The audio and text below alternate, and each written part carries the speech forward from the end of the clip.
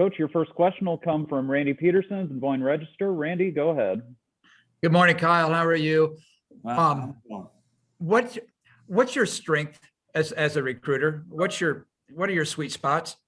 Yeah. As far as territory or region, I've spent the majority of my career in the Midwest.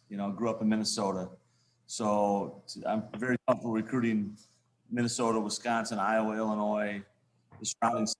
The areas that touch Iowa. I've spent a lot of time developing relationships and getting to know people, and so territorially that would be the case. I think strengths as individually is just my ability to communicate. And the fact that I've had the ability over time to develop relationships, and looking forward to being able to rely on some of those relationships and to help us be successful here at Iowa State.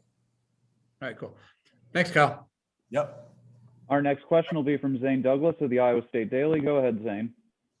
Hi, Kyle. Congratulations.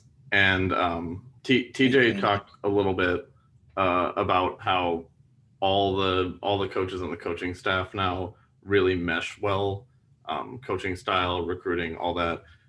What do you think he kind of meant by that, and what do you bring to the table?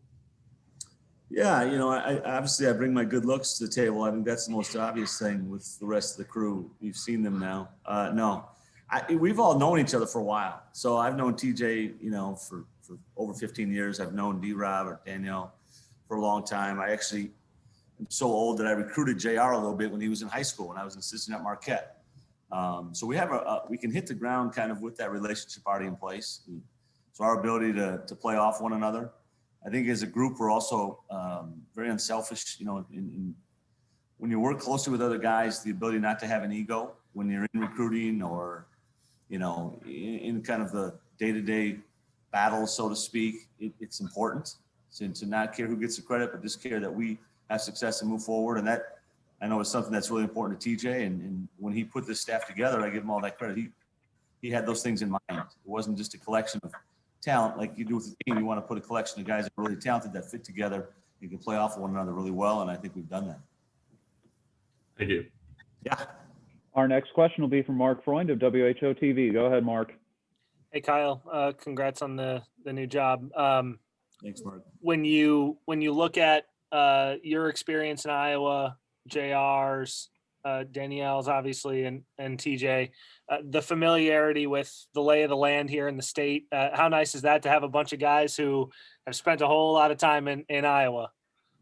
I think it's important. I think it's great. I think there's an ability there for us then to hit the ground running and start to grow and develop relationships. And I know that was important to TJ in the whole process of putting this together, is wanting to be able to work inside out, so to speak. Start here with a strong base in Iowa and work our way out from there. And I think the crew that we have, JR being at Drake and me being at UNI for 45 years, it helps. It helps in that regard without a doubt. Thank you. Yeah. Our next question will be from Travis Hines of the Ames Tribune. Go ahead, Travis. Hey, Kyle, how are you? I'm good, Travis. I get to ask the question I'm sure you were looking forward to the most, which is, what were your conversations with AJ like about you taking this job and what he was going to do? Yeah. No, that was obviously that was a big part of it. It was, to be quite frank, the most difficult part of making this decision. Deciding to make the move here and to work with TJ and the rest of the staff was easy. The hard part was trying to get my mind around stepping away at this time from coaching AJ, and helping coach AJ. So the thing about those conversations are that it's more on my end. Like, he doesn't need me to be there, right? He's been there 3 years. He's comfortable. He's ready to do this on his own. He was ready coming out of high school to do it on his own. The hard part was more on my end of, not being there every day and wrapping my head around, not sitting there. I'll still be at the games, but I won't be sitting right next to him. And so we had a lot of conversations about that. He had never had any desire to leave UNI. He loves it there. I think the fact that he wasn't able to play this year made it even stronger, his conviction to want to finish what he started there. Loves his teammates. He loves playing for Coach Jake. It wasn't really a long discussion on his end. I think he thought about it overnight and really knew what he wanted to do in his heart and went that way. It was harder on my end to wrap around, not being there with him, if that makes any sense. Sure. I guess the other question I wanted to ask you, you mentioned the regions that you've recruited, and those are going to be, TJ's made it clear that you guys are going to, I think suffocate was the word he used, that region. What is going to be different for you recruiting the same place, but maybe a different level of player from the Valley to the Big 12? Yeah, it's all about relationships. Like identifying who can play at what level is the, you can walk into a gym and tell who's really good right away. Having the relationships with the people to dig into the background part of it. So I won't, having those relationships in that area allows me to talk to the same people. Let's say it's an AU team. Now I'm not recruiting, player B on their team. I'm recruiting player A. You still have those relationships, right? And I've had those relationships for a long time. Could be the same thing in the high school program.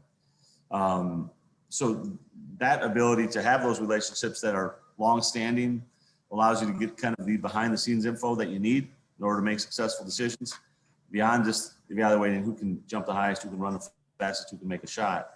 It's who's got great character, who's a great teammate. The things that when you're not familiar with an area or with people are often harder to find out.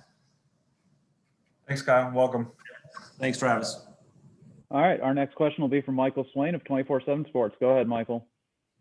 Hi, Kyle. Just wanted to build off that maybe a little bit. While you were at UNI, you guys were some of the first offers for like Tyrese Halliburton, Ochai Agbaji, two guys with NBA futures, it looks like. I guess, how do you translate the ability to evaluate that talent early and be one of those early offers? And I guess, how would being in early on those prospects help you now that you're at Iowa State? Yeah, I think so. That was so important to us at UNI. We tried to work ahead. It's something we've done for a long time, and identify early on. When other people are trying to focus on finishing the roster now, we wanted to focus on developing those relationships. We felt like in order to get those guys, we had to have early relationships so that when other schools came in that were maybe higher profile from a different higher, a high major league, Power 5, Power 6 league, that relationship might trump that, the things that we didn't have to offer.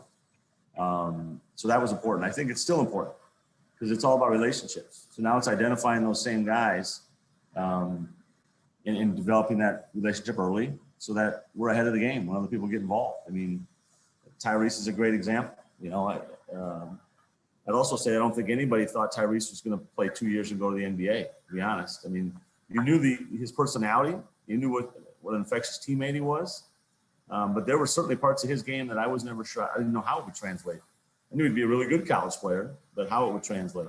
And he and I used to talk about that all the time. I talked to him for the first time the other day in a while since I got here, and he was awesome, and we laughed about that, So, and Ochai was a similar situation, right? He was lightly recruited early on. He kind of blew up and was on the scene. And, now I'm hoping that those things can happen and we can finish the deal earlier. I mean, that was always our challenge, just getting it done before everybody else noticed. And now hopefully we can get it done before they notice it, and it'll be a little easier on that. Thank you. Yeah. All right, and that's all we have for you, Coach. Thanks for your time. Appreciate you guys. Thanks.